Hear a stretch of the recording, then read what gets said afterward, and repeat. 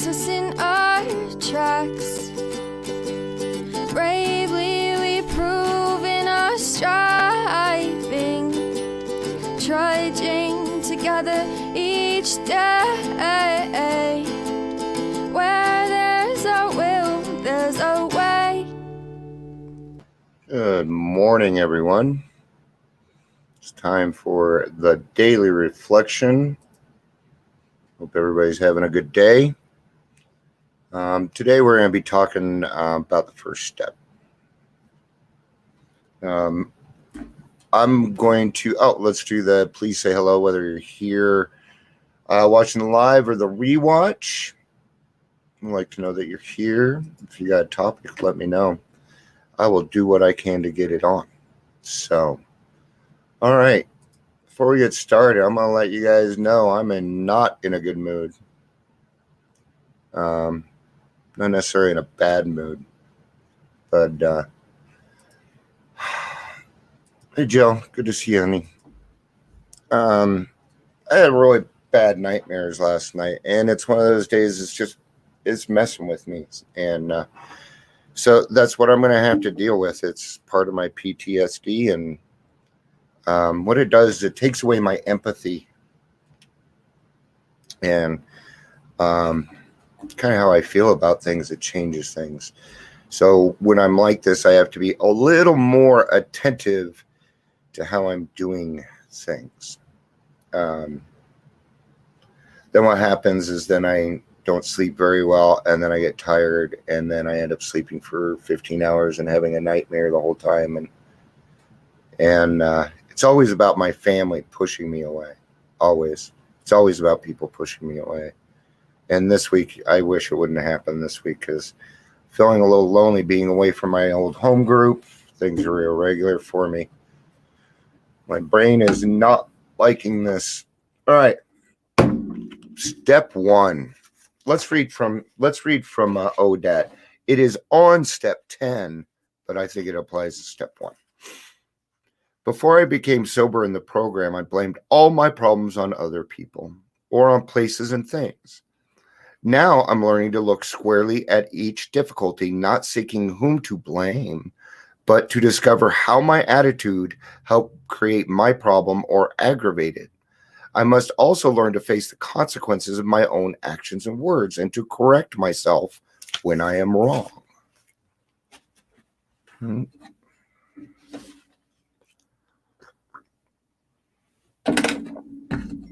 I am not going to read all of step 1 from here. I'm going to kind of read some segments from it that I feel pertain, or it'd be much longer than 15 minutes. So, who cares to admit complete defeat? Practically no one. Of course, every natural instinct cries against the idea of personal powerlessness.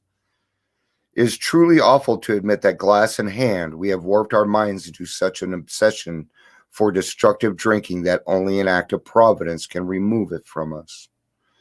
An act of providence meaning something much bigger than us. Like God, right? Notice we're not talking about God yet. No other kind of bankruptcy is like this one. Alcohol now becoming the rapiest creditor bleeds of all self-sufficiency and all will to resist its demands. Once this stark fact is accepted, our bankruptcy as going human concerns is complete. But upon entering AA, we soon take quite another view of this absolute humiliation. We perceive that only through utter defeat are we able to take our first steps towards liberation and strength. Our admissions of personal powerlessness finally turn out to be a firm bedrock upon which happy and purposeful lives may be built. We know that little good can come to any alcoholic who joins AA unless he has first accepted his devastating weakness and all of its consequences. Until he so humbles himself, sobriety, if any, will be precarious. Yet it's part of what happens. We don't come into the program when things are going well. I don't see that happen. Trying to think back to think of if I've ever seen that happen, and no. I've seen people come in and say that they're happy to be there on their first day, but it's like watching a little boy whistling in the dark. So of real happiness you will find none at all, proved beyond doubt by an immense experience. This is one of the facts of AA life. The principle that we shall find no enduring strength until we first admit complete defeat is the main taproot from which our whole society is sprung and flowered. Okay? We all go through this. Okay? And admitting that you are powerless over this doesn't make you weak. Actually, it's one of the hardest things you will ever do in your life. And I'm going to tell you something. My respect level for you will go up. And I can tell you that. I will respect you a lot more if you turn around and say, hey, I got a problem. I can't do this. I need some. Can you guys, I kind of like what you guys are doing, even though, I don't quite buy it yet. But I'm going to trust in that. And what's that? Okay. It's faith. But notice we're not getting into God. Why are you doing that? Why do you keep bringing that up? I'm going to tell you why. I was just in a meeting and it was, so he said we should read the spiritual experience to newcomers. No, not unless you want to watch them run out the fucking door. No. We do not talk about that with a newcomer. Not yet. There's already enough scary shit going on. So let's throw something on them that's very overwhelming. Okay. I know you're trying to provide hope. I know that, but don't reinvent the wheel. They're going to tell you how to do that right here. Find out. When we first challenged to admit defeat, most of us revolted. We'd approached AA expecting to be taught self-confidence and how to drink like normal people, right? Then we had been told that so far as alcohol is concerned, self-confidence was no good whatsoever. In fact, it was a total liability. Our sponsors declared that we were victims of a mental obsession so subtly powerful that no amount of human willpower could break it. There was, they said, no such thing as personal conquest of this compulsion by the unaided will. There is no personal conquest. You are not going to be the person going up here. Look, I did it. It's not going to be you. It's not going to be anybody. It's not going to happen. Okay? I am not going to be the next Bill W. You're not going to be the next Bill W. None of us are. That time is over. Don't reinvent the fucking wheel. Relentlessly deepening our dilemma, our sponsors pointed out increasing sensitivity to alcohol, an allergy, they called it. The tyrant alcohol wielded a double-edged sword over us. First, we were smitten by an insane urge that condemned us to go on drinking. And then by an allergy of the body that ensured we would ultimately destroy ourselves in the process. Few indeed were those who so assailed had ever won through the single-handed combat. It was a statistical fact that alcoholics almost never recovered on their own resources. And this had been true, apparently, ever since man had crushed grapes. Yes, you can get sober, but that's not what they said. That's not what they said. It is a statistical fact that alcoholics never recovered. Recovery. Okay? Sober is something entirely different. I can be sober every day. Doesn't mean anything. Right? Should we talk about the sober horse thief? All right, let's do it real quick. Right, you have a drunk horse thief and you take away the alcohol. What do you got? You have a sober horse thief who is probably going to be much better at stealing horses.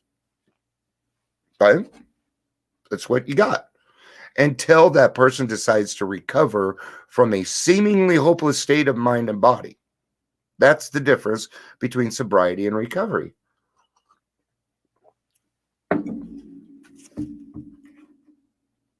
Saying hi.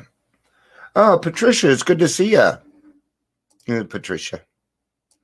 Miss Riviera.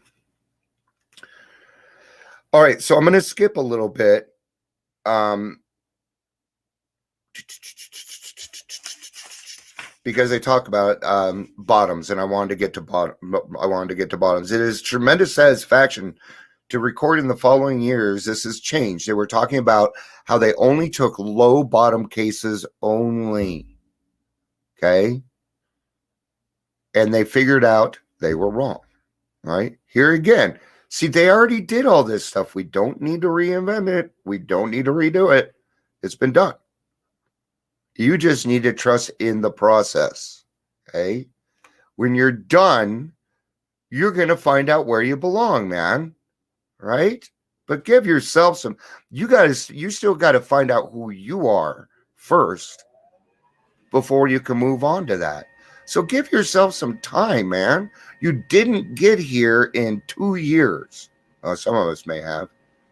My first drinking career, 4 years long, man. It wasn't very long. So it is a tremendous satisfaction to record that in the following years, this changed. Alcoholics who still had their health, their families, their jobs, and even 2 cars in the garage began to recognize their alcoholism. As this trend grew, they were joined by young people who were scarcely more than potential alcoholics.